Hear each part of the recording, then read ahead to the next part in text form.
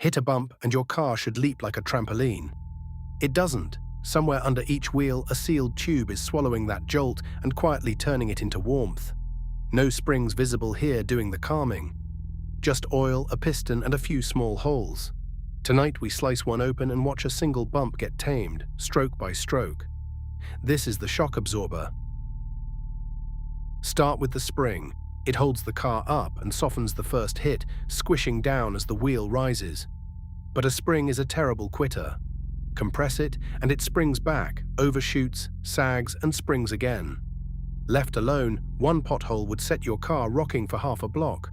The spring stores energy beautifully. It just never spends it. Something has to step in and drain that bouncing away. That something is the shock absorber, bolted right beside the spring. Slice it open, and it's almost disappointing. A metal cylinder, sealed and full of thin oil. Down the center runs a rod. At the bottom of that rod sits a snug disc called the piston, fitting the tube like a plunger in a syringe.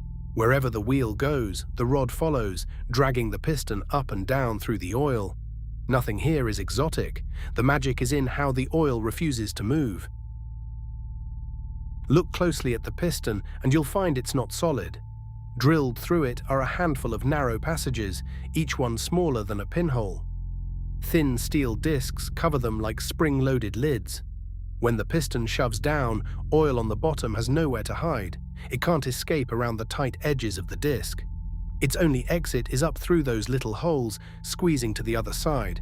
And forcing liquid through a small hole is surprisingly hard. Here's the first half of the story, the bump. The wheel jumps up, the rod plunges in, and the piston squeezes the oil beneath it. Oil is nearly incompressible. You can't crush it smaller, so it has to flow, and the only way out is those pinhole passages. The piston can only move as fast as oil can trickle through them. Push gently, and the oil slips through. Push hard, and it fights back.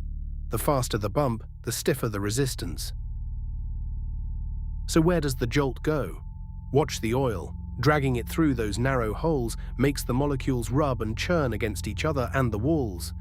That friction does what friction always does. It makes heat. The energy of the bump doesn't vanish. It changes costume from violent motion into a faint spreading warmth in the fluid. Work a rough road hard enough and the tube grows hot to the touch. Your bounce is quietly being burned away as temperature. Now the second half, the spring pushes back. After the bump, that compressed spring wants to fling the car up again, but the rod has to reverse, pulling the piston the other way. And now the oil must flow back through a different set of holes.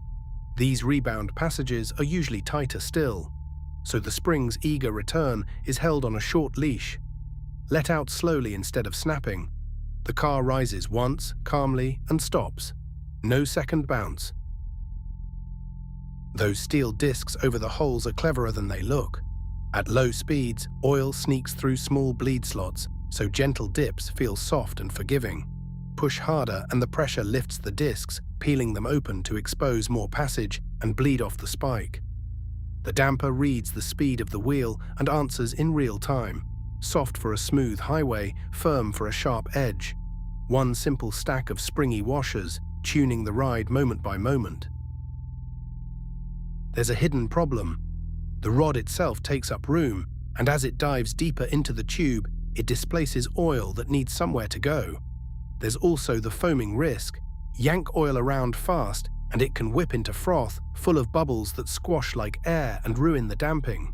So engineers add a chamber of pressurized gas, often nitrogen, tucked behind a floating divider. It makes room for the rod and squeezes the oil so it stays smooth, not fizzy. This isn't only about comfort. A bouncing wheel is a wheel that keeps lifting off the road, and a tire in the air can't steer, brake, or grip.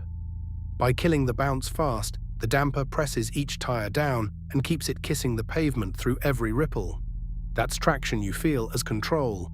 The same sealed tube that smooths your coffee's ride is also, quietly, the thing keeping you pointed where you steer. All that captured energy has to leave somewhere, or the oil cooks.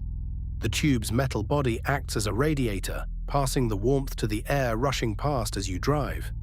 Push a damper too hard for too long, a mountain pass, a rough rally stage, and the oil overheats, thins, and starts to fade, letting the bounce creep back.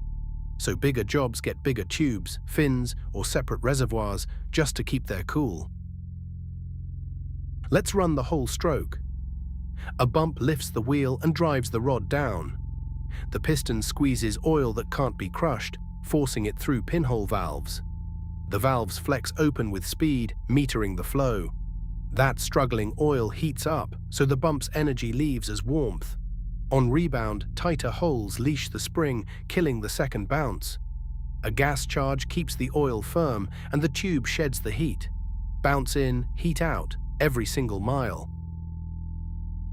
Next time you glide over a pothole and barely feel it, picture the small sealed tube under your seat, fighting a quiet battle in warm oil.